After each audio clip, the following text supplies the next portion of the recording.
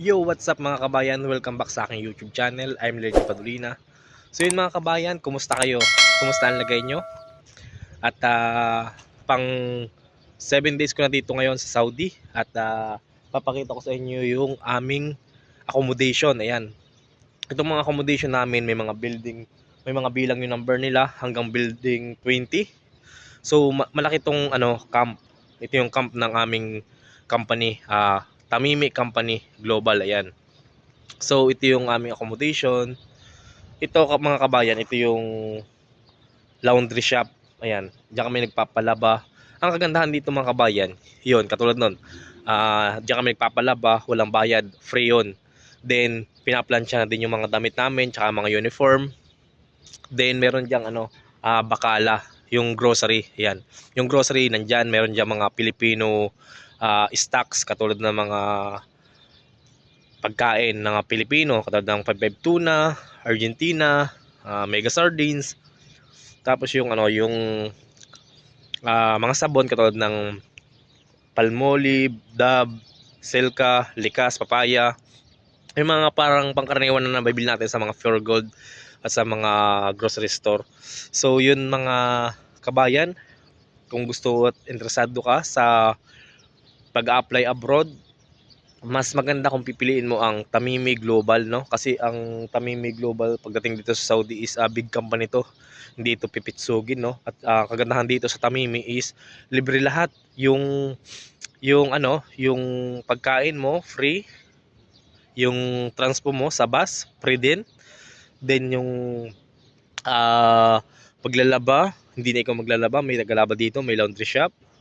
Then sa pagkain, punta ka lang sa canteen dito kasi may malaking canteen dito. Free din, unlimited lahat. Merong gatas, may kape, may tsaa. Ikaw lang yung magsasawa, no? Then sa pagdating naman sa accommodation, okay naman kasi sa isang room is tatlo lang kami at maluwag naman. Then pre pa yung aircon, no? May aircon lahat dito kasi may aircon yan. Nakikita niyo yan. Yan, may aircon yan. So hindi yun namin sa ngayon ginagamit kasi nga winter season pa, sobrang lamig pa dito. Kahit na ganitong tanghali, yan nakita nyo, maaraw, pero yung hangin sobrang lamig, no? At ipapasyal ko naman kayo ngayon mga kabayan sa accommodation ko, sa loob ng accommodation ko, no? Ipapakita ko sa inyo kung okay ba, no? Sa loob ng accommodation pala, hiwalay yung yung CR. Punta muna tayo sa CR mga kabayan. Pakita ko sa inyo. So yun mga kabayan, kahit na ganyan, ayan, papansin nyo, mainit, mataas yung sikat ng araw. Kasi alas 12 na dito sa Saudi. So hindi tumatalab yung init kahit na nasa kalagitnaan yung araw, no? Kasi malamig nga dito kasi winter season pa. Maganda kasi nakapunta ako dito is winter season pa, naranasan ko yung lamig. At na-experience ko syempre. Then kapag naman daw tag-init dito is talagang napakainit. Kumbaga mainit, masakit sa balat yung init niya, hindi mo kayang tumagal sa labas na katulad nito, yung na araw-arawan ka, hindi mo kaya. Kailangan meron kang self-defense katulad ng payong, no? Yung ito naman mga kabayan, yung CR dito, malaki. Malaki ang CR dito. Ayan, mula doon hanggang dito sa dulo. Yan, yan, ito yung pinakang dulo ng CR. Then hanggang doon. Kasi malaking ang malaking camp. So kailangan ng marami ring CR kasi marami ang naninirahan dito. At ang lahat ng naninirahan dito ay nasa Tamimi, nagtatrabaho, no?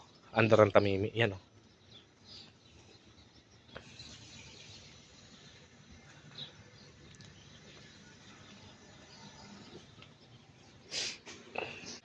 Example mga kabayan, ito. Yan, lababo. Yung lababo dito, yan, mahaba. Then sa lababo, maghuhugas ka dito, pwede ka maghilamos. Yan, may salamin ka ba, yan, oh. Kapag maghilamos ka, patungan ng sabon. Yan. Yan. Pag hilamos kang ganyan, yan. Hilamos ka. Then ito naman yung CR kabayan. Yan. CR yan. Yan. Ito yung inodoro. Yan. Malinis naman, goods naman, no. Kasi may mga dito housekeeping, mga cleaner naglilinis. Meron dito shower. Punta tayo sa shower. Kasi pag naliligo kami dito, kami naliligo eh. Ayan. Ito yung shower. Yan o.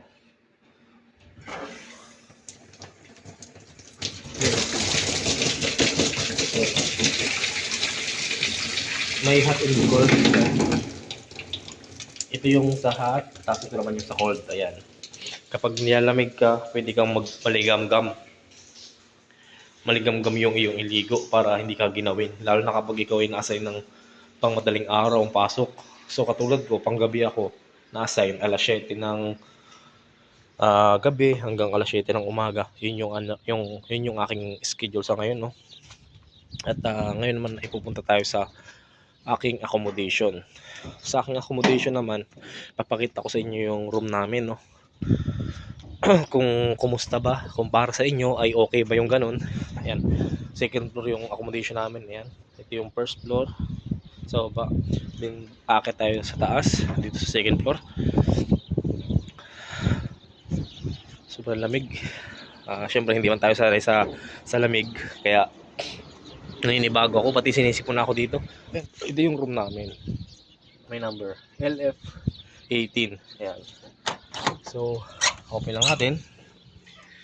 Then pasok tayo sa loob. Okay. Hello mga kabayan, welcome kayo sa aking loob ng accommodation. Ayan. Ito yung unang pasok mo pag galing sa pinto. Ayan. Ito yung sa aking kasama, si Jason. Ayan. Ito yung room ni Jason. Then, ito yung kanya cabinet. Ang cabinet niyan. Ito yung cabinet ko. Ito yung cabinet ko. So, wala pa akong lalagay ng damit dyan kasi wala pa akong mga hanger. Nakalimutan akong magdala ng hanger. No? Mahal dito ang hanger mga kabayan. Yung 3 piraso lang is 15 star. So, i-times nyo lang sa 15 times 17 kung magkano yung lalabas. Ganun kamahal yung hanger. 3 piraso lang.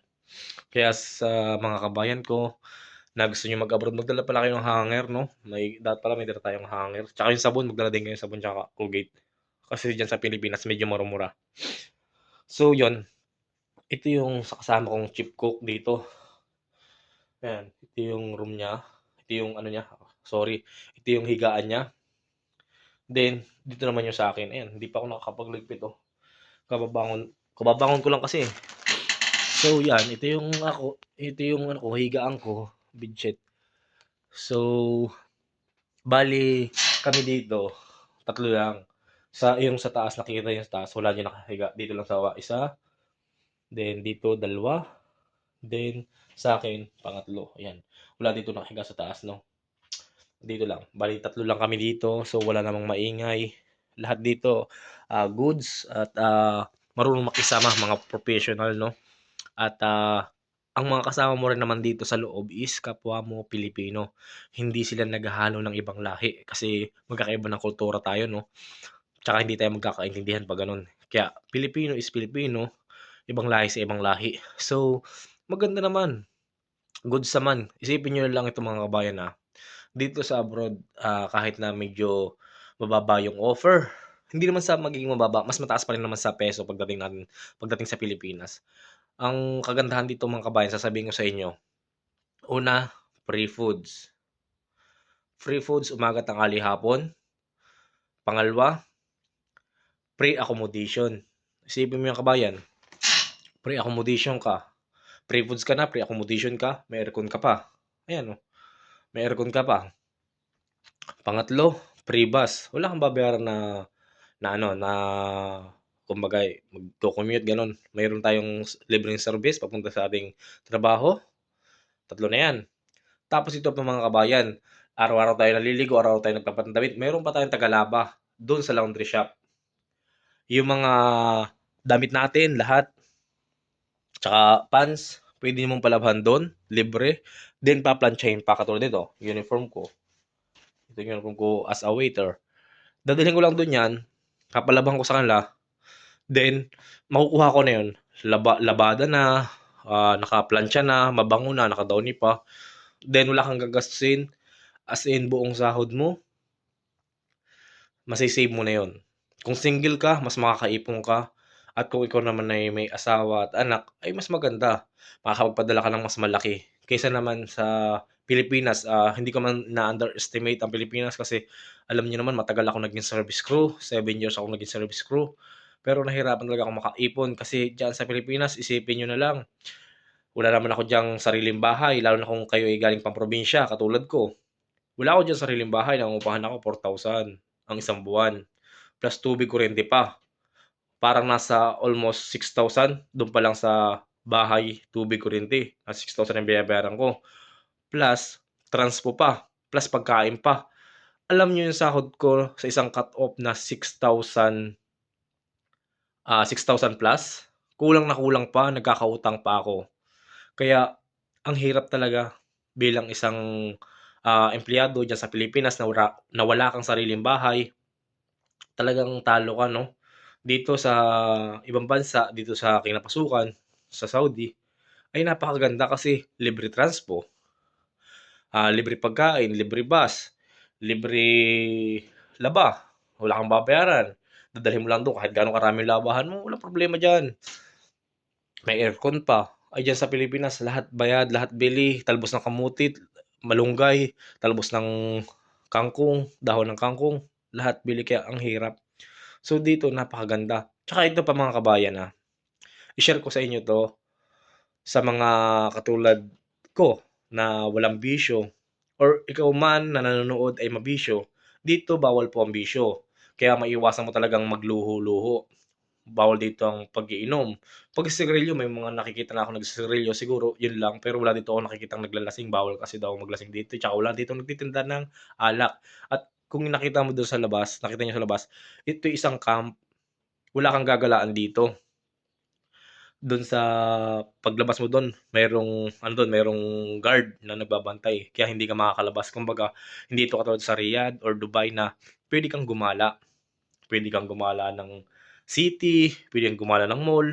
Dito wala kasi malayo ito sa mall.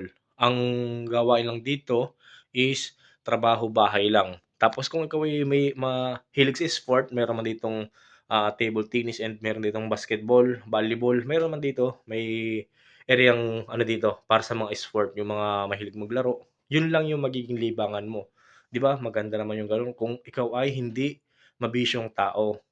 Tsaka ito pa pala mga kabayan sa mga, ating misis, sa ating mga mahal na asawa at kung kayo may mga girlfriend or asawa, dito hindi sila mag-aalala kasi dito bawal ang babae. Dito sa camp na 'to, sa malaking building na 'to ay walang babae, lahat dito lalaki.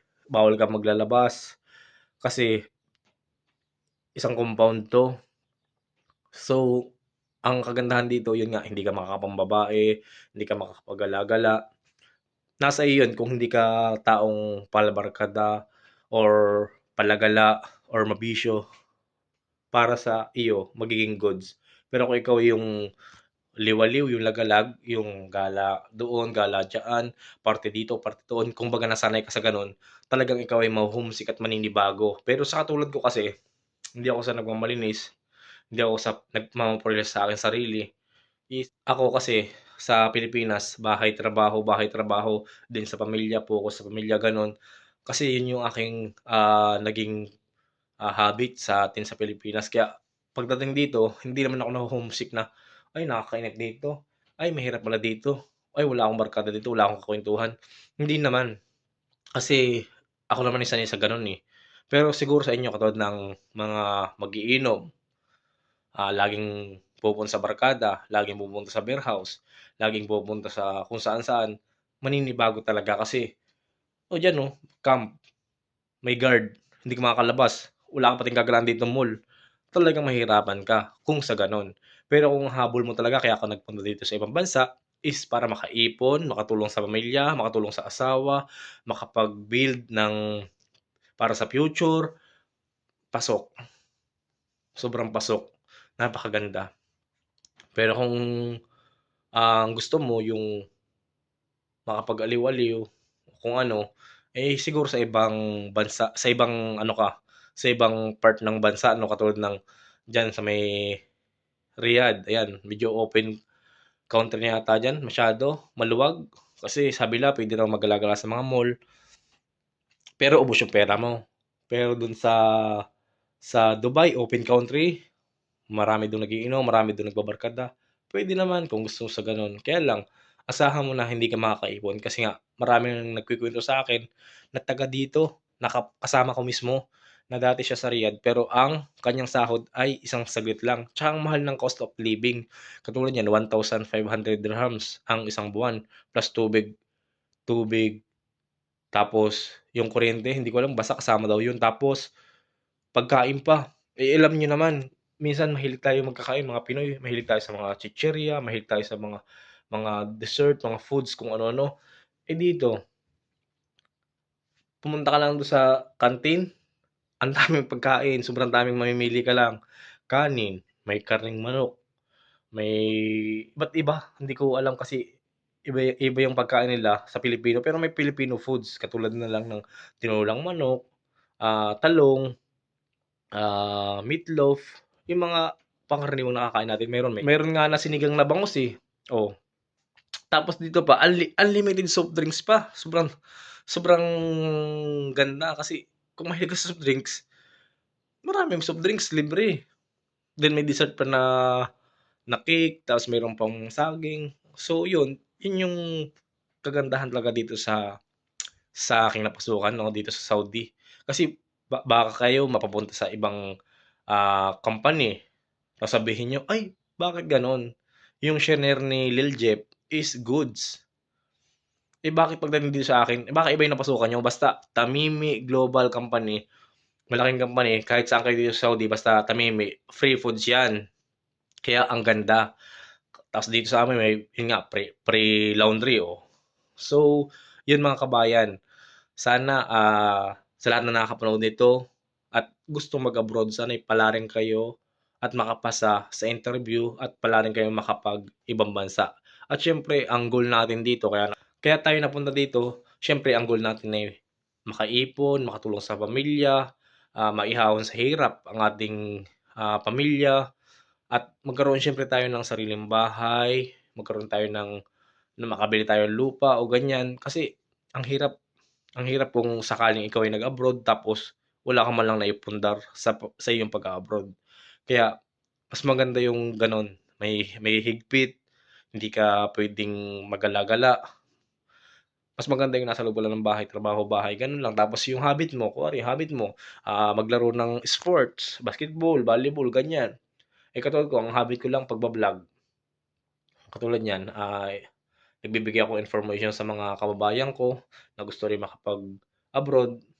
Kaya yun yung aking habit. So yun mga kabayan, hanggang dito lang muna ang ating video at sa mga susunod na mga vlog pa natin is mag-share ako ng mga good information at kung kayo may mga katanungan, mag-comment po kayo sa baba para po masagot natin yan.